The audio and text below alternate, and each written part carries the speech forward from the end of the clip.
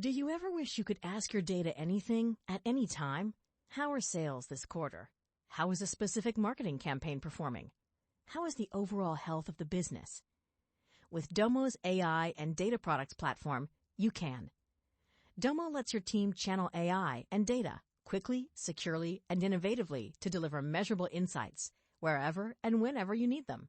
Anyone on your team can use Domo to prepare, analyze, visualize, automate, and distribute data amplified by AI.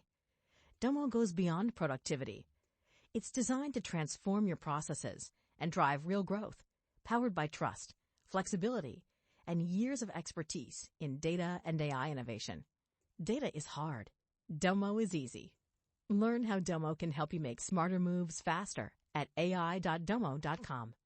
That's ai.domo.com. Over the past 75 years, more than 10,000 chemicals have entered our food supply, but the EU allows just 300 additives. At Thrive Market, we prioritize quality, banning over 1,000 ingredients found in conventional grocery stores. Our Healthy Swap scanner helps you find better versions of your pantry essentials without the junk, dyes, or fillers, and everything is delivered right to your doorstep. So shop at a grocery store that actually cares about your health at thrivemarket.com/get-started for 30% off your first order and a free $60 gift.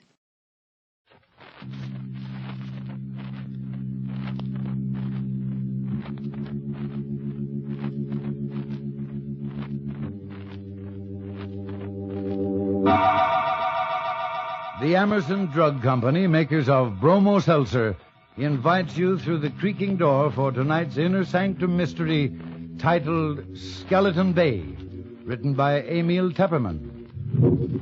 Bromo Seltzer reminds you to fight heavy 3 ways.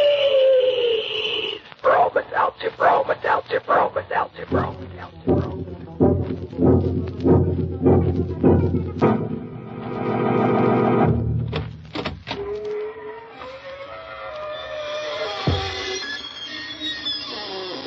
Good evening, friends of the creaking door. This is your host to welcome you into the Inner Sanctum. Come on in. Come on in and join the fun. We're having a game of corpse and robbers, and we can't find a soul for the corpse. Of course, we could say the magic words, abracadabra, but we don't want any of that low crowd from the morgue. Want to come in and play dead for a while? You'll die laughing.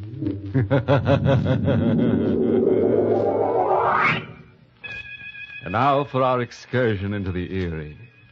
Our little trip to Skeleton Bay.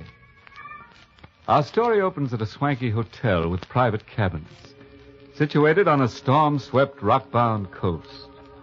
The story itself is all about, you guessed it, murder. And here is Carola Winters to give us a blow-by-blow description. I'll tell you first about the night I met Michael Barrett. It was in August at Skeleton Bay. I'd come to the hotel supposedly for a rest. That was what I kept telling myself, but in reality, I didn't know why I had come here. Skeleton Bay. I'd seen the name in an ad months ago. And since then, it kept hammering at the inside of my brain. It was like the voice of implacable fate, commanding.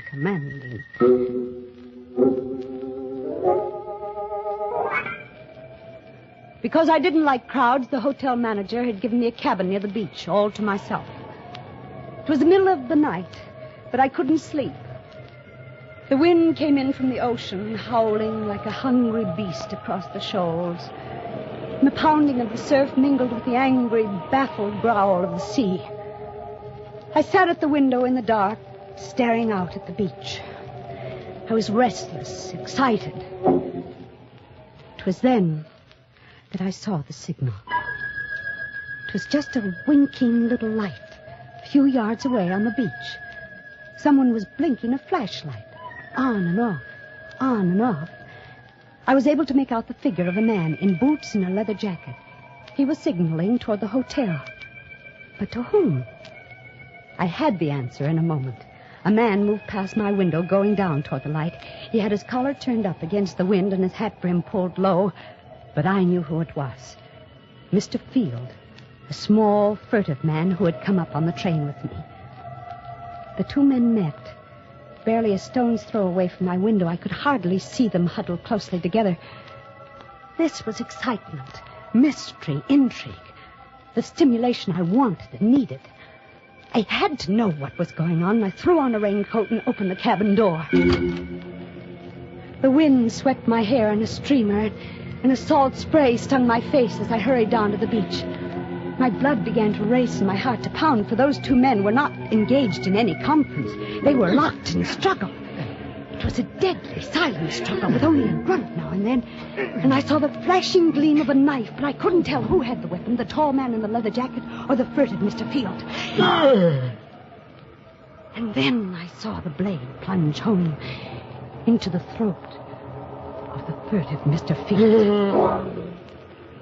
I felt a sudden surge of wild elation. This was murder. I had witnessed a murder. The tall man let the body of Mr. Field slide down to the sand. Then he looked up and saw me. He stood there with the bloody knife in his hand, and we looked at each other. Who are you? I'm Carol Winter. I have this cabin here, number 5.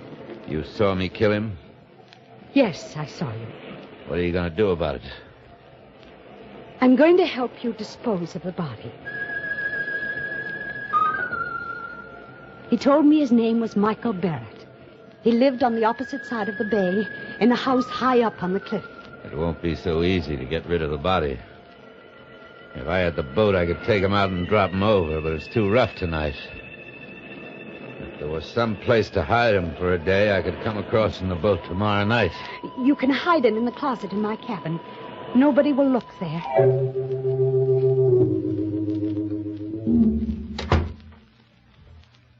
Better lock the closet door.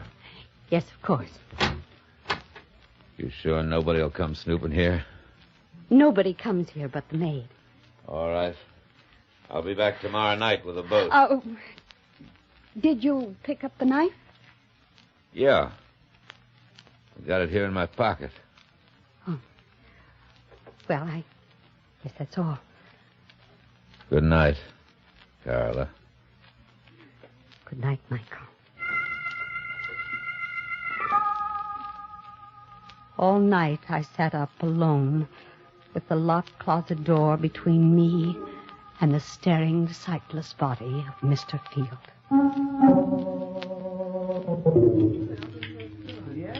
At breakfast the next morning, they had already discovered the disappearance of Mr. Field. Yes, and the maid says his bed wasn't slept in at all. I think he could have committed suicide in the ocean. Well, he was such a sneaky little man. Of course, he may just have gone for an all-night hike, but in such weather, I hurried through my breakfast, listening to the gossip all around me. Now, in broad daylight, I could hardly believe that the thing had really happened last night. And you know, the hotel manager thinks it might be murder. I heard him phoning for the police. The police? I hadn't counted on that. Wait, anything wrong, young lady? You look sick. I do feel a bit dizzy. I think I'll get some fresh air. Oh, dear, poor girl. It must be quite a shock to her. She came up on the train with Mr. Field. Out in the open air, I let the wind cool my fevered face as I hurried down toward the beach. It was only 9:30 in the morning, a whole day and a whole evening before Michael could come for the body. And the police would be around all day, investigating, snooping. And all the time, Mr. Field would be sitting in my closet, staring blankly out of his sightless eyes. When I reached my cabin, I put my hand on the doorknob, and suddenly I went cold all over. The door was unlocked. I stood as still as a statue, listening. Yes, there was someone inside, someone moving around. If only I had my handbag. I had a pistol in it that I always carried for protection, but it was inside on the dresser. So slowly, I pressed the door open. A half inch, an inch, and the door creaked. That you, Miss Winter? The maid. It was only the maid, of course. She'd be making up the bed. Why hadn't I thought of that? Miss Winter? That you? Yes. It's I. What are you doing at that closet with those keys? They're just my pass keys, Miss Winter. I was just going to tidy up the closet. I didn't ask you to do anything to that closet. But that's part of the job, Miss Winter. I'm supposed to do it in all the rooms. Well, you leave this one alone. Keep away from that closet, do you hear? Well, yes, Miss Winter. I was only trying to help. When I want your help, I'll ask for it. Now, please leave at once. Just as you say, Miss Winter. I'm sorry if I did anything wrong. Did she suspect anything? I hadn't liked her tone. Why had I been so sharp with her? Now she'd surely think there was something in the closet. Something she shouldn't see. At lunchtime, I didn't want to leave the cabin. I sat at the window, and I could almost feel the sightless eyes of Mr. Field staring at me through the closet door. Someone at the door. Oh. Just a minute. Miss Winter? Miss Carla Winter? Yes, I'm Miss Winter. Oh, I'm sorry to trouble you, Miss Winter. I'm Detective Sergeant Smith from headquarters. May I come in for a moment? Yes, please do. What can I do for you, Sergeant Smith? We're out here investigating this Mr. Field business. He hasn't turned up yet. Oh, well, I'm sure he will in time. Well, I wish I could be so sure, Miss Winter. What do you mean? We've gone through his room. Found some mighty queer things. Queer things? Seems this Mr. Field was in some sort of racket. There's a good chance he may have been murdered. You don't say.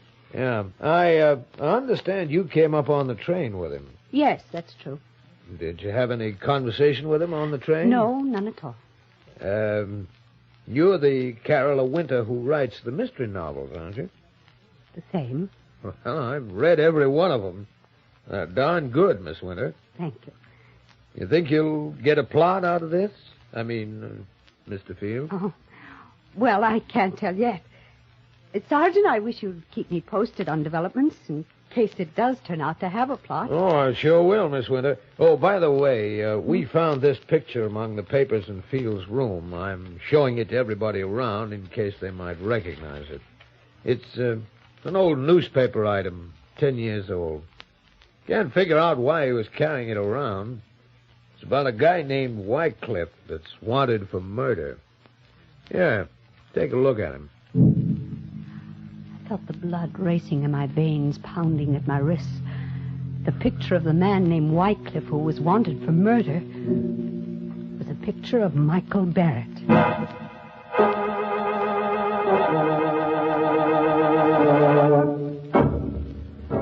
Bromo Seltzer, famous for fast headache help, is bringing you Inner Sanctum. Broma Seltzer, Broma Seltzer, Broma Seltzer, Broma Seltzer, Broma Seltzer, Broma Seltzer, Broma Seltzer. How do you do, ladies and gentlemen? How do you do? This is your old friend, Norman Brokenshire.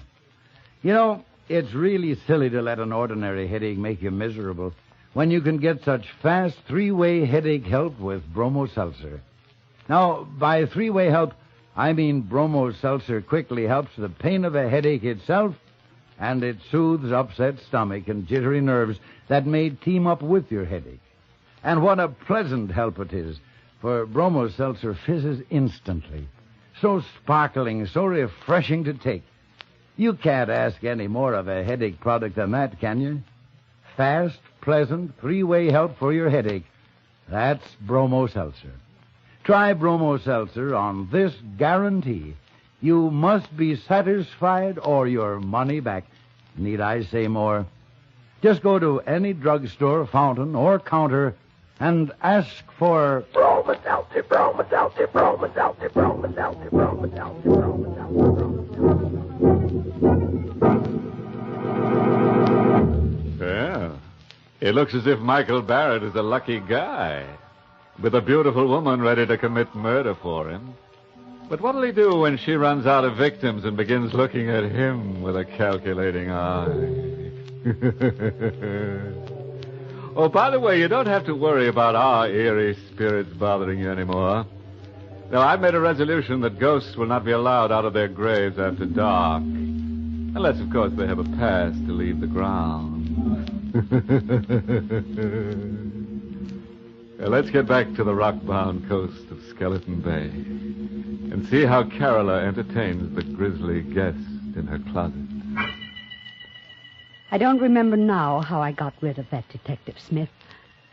I told him I had never seen the man in the picture and sent him away. The day was interminable. From my window, I could see the guests moving about the beach, but none of them went in swimming. The weather was too rough.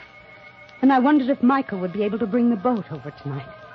If not, how much longer could I sit guard over Mr. Field in the closet? Now and then I'd see Detective Smith poking around on the beach. And then, without warning, he was standing over the very spot where Michael had stabbed Mr. Field. I watched him bend down and examine something. Was there blood there? Did Smith know that was the murder spot? I saw him frown. Then he stood up and walked quickly away. I had to know what it was he had seen there. Swiftly, I slipped on a coat and went out. I started toward the spot on the beach. Going somewhere, Miss Winter? Oh, it's you, Detective. Going anywhere in particular? Why, no. I was just going up to the hotel for dinner. It's almost dinner time, you know. Well, fine. I'll walk up with you, if you don't mind. Not at all. Can I help you? Take your arm. Oh, thank you. Sand is so soft. It's still wet. We had high tide last night. Miss Winter. Yes? Are you a sound sleeper? Why do you ask? Well, I just thought maybe you might have heard something last night, like a fight or something. A fight? I was just looking at the sand back there, down near your cabin. It's all messed up, stamped around. Oh, what has that got to do with me? Well, nothing at all, except I think there was a fight there last night. Maybe that's where Mr. Field was killed. You think Mr. Field was murdered? It's beginning to look more and more like it, Miss Winter. Somehow, I don't know how, I managed to get through with dinner. I hurried back to the cabin, and I stopped at the door, shocked and unbelieving. There was a light inside. Someone was in there. This time I had my handbag with me. I took the pistol out, and once more I inched the door open. It had happened, the thing I feared. The closet door was open, and there was a maid stooping over the body of Mr. Field. Oh, what are you doing there? The body. It's Mr. Field.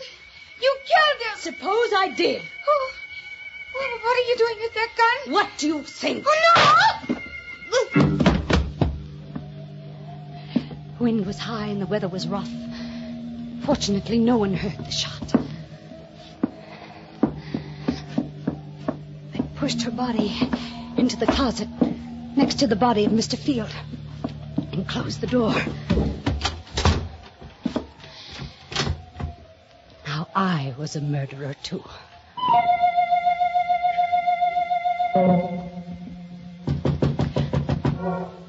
Who is it? Let me in, Carola, quick. Yes. Michael, I thought you weren't coming. It's been a dreadful day. What happened? Come here and I'll show you.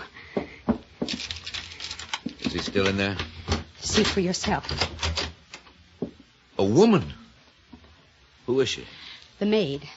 She opened the closet while I was out. You killed her? Yes, Michael, I had to. There are detectives at the hotel looking for Mr. Field. I suppose if I was smart, I'd kill you, too. And there'd be no one to talk. Yes, Michael, that would be smart. Go ahead, kill me. If you can.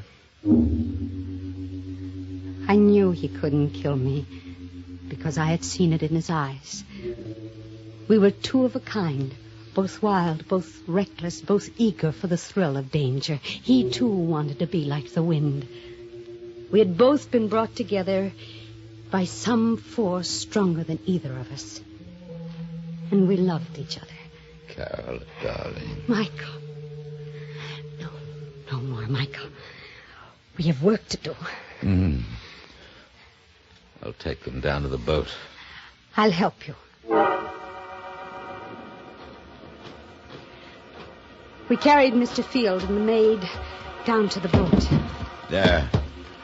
I'll take them out away and dump them. And after that, Michael? After that, then I'm going home. To your house on the cliff on the other side of the bay? Yes, Carol. Michael, take me with you. What? Take me with you to your house up there on the cliff. I'm sorry, I can't. You can't. Why can't you? It isn't anything I can tell you. What are you hiding up there in that house on the cliff? You mustn't ask. Now, please, Carola, you mustn't ask. You're married. You have a wife up there. No, I haven't. Then what? I can't tell you. But are you going away? Are you leaving me forever? Not forever. You go back to the city. I'll come to you soon. I returned to the city and waited. I waited a week, a month, but Michael Barrett did not come. I wrote to him, but there was no answer. And then one evening I saw him. I was returning home in a taxi, and I saw him standing across the street looking up at my window. And when he saw me get out of the cab, he turned and started to hurry away. Michael! Michael! Michael, please, don't go away! Oh, Michael, why did you try to run away? Don't you know? You're afraid. Yeah, let's call it that. But you love me, Michael, don't you? Carola, it's no good. There's nothing but ruin for us both if I stay. We'll be together forever. It's impossible. I won't let you go back to that house on the cliff. I don't care what it is you're hiding up there. I won't let you go back. Goodbye, Carola. Wait. I'm going. You better forget about me. Don't go yet, Mr. Wycliffe. So you know about that, too. I saw the old newspaper clipping Mr. Field carried. I see. Why are you looking at me like that? You know why I killed Mr. Field? Because he tried to blackmail me about that old murder. But, dear Michael, I'm a good deal smarter than Mr. Field. You see, I write mystery novels, so I know how to handle such things. What do you mean? It wouldn't do you any good to kill me. I've written all about you, your real name, and about that old murder. It'll be found if I should ever be killed. I see. Michael, darling, I'm blackmailing you, but there's only one thing I want from you, your love. It shouldn't be so hard for you to meet my terms. All right, Carola. You win. We'll be married tomorrow.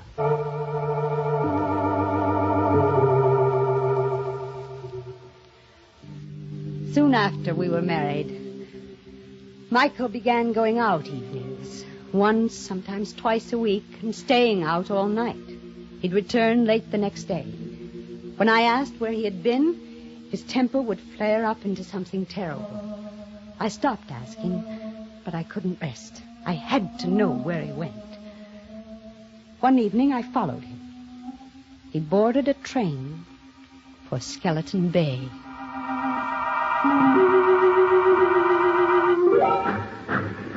At Skeleton Bay, he set out to walk from the station, and I followed.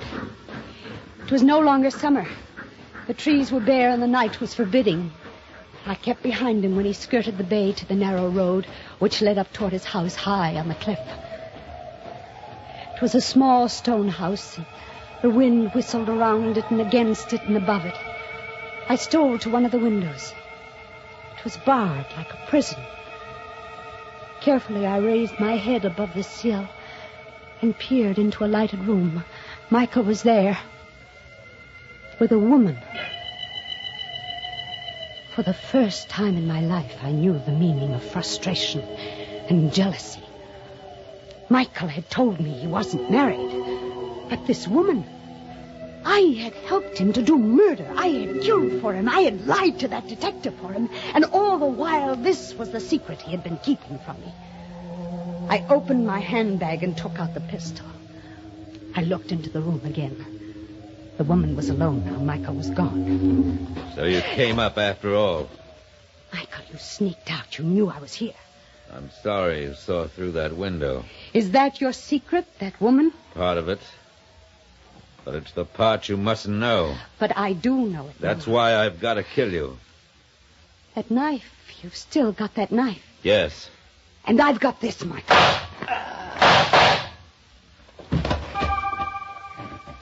He fell at my feet, and I looked down and watched him die. And now I knew why I had really come to Skeleton Bay that first day. It was for this.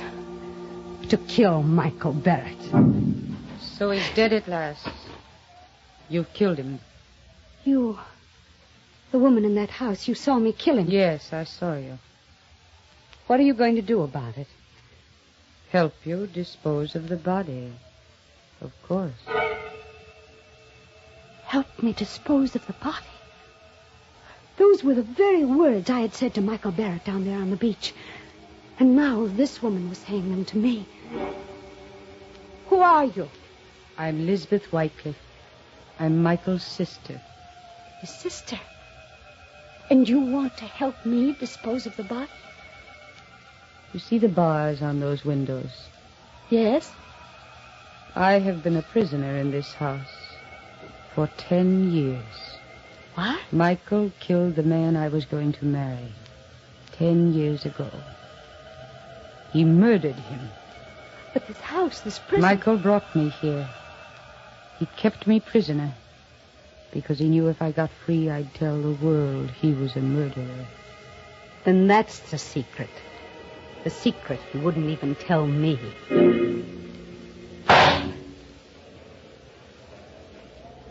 I shot her. Yes, I killed her, too. There outside the house. And she fell beside Michael. And I rolled both bodies over the cliff, down into the sea.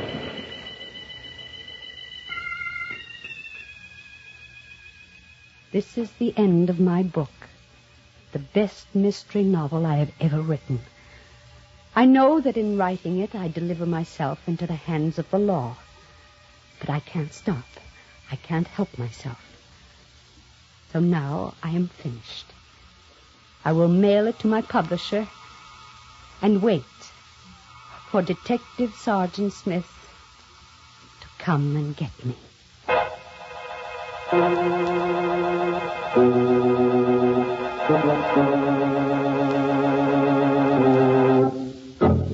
It looks as if Carola's mystery novel will earn a lot of money after she's executed. But I'd say it's tainted money. Why tainted? Because she'll be dead and a ghost can't own money, so taint her. You know, Carola would have been better off if she'd remembered that the pen is mightier than the sword. Because the sword is leading her right back to the pen anyhow.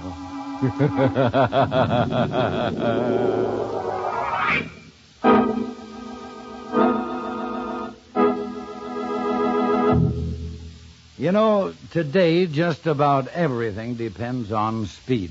Now you take headache products. Bromo Seltzer is famous for giving speedy relief from headaches.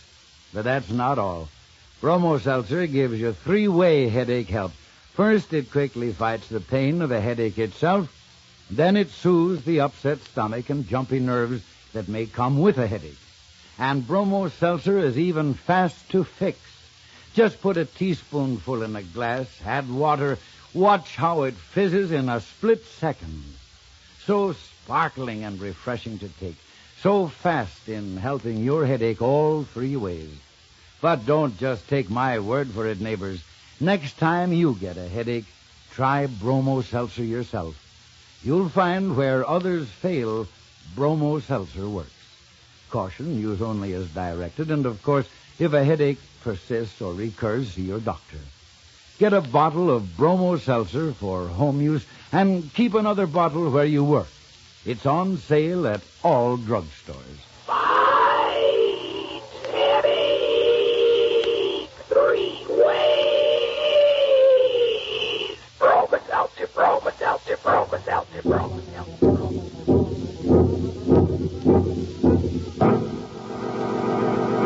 Well, it's time to close that creaking door for another 7-day rest. Until next week at this time, when Bromo Seltzer brings you another Inner Sanctum mystery. In tonight's story, Charlotte Holland played Carola, with Martin Gable as Michael. The music was by Lou White, and the entire production was directed by Hyman Brown. By the way, this month's Inner Sanctum mystery novel is The End Is Known by Jeffrey Hall. Next week, we're pinning up a fearful portrait called The Deadly Face. It's all about a curious character who has the picture of death painted all over his puss. So if you're around this time next week when we hang him up in our gallery, you'll hear how he tries to frame a couple of folks in pine. Until next Monday, then. Good night. Pleasant dreams.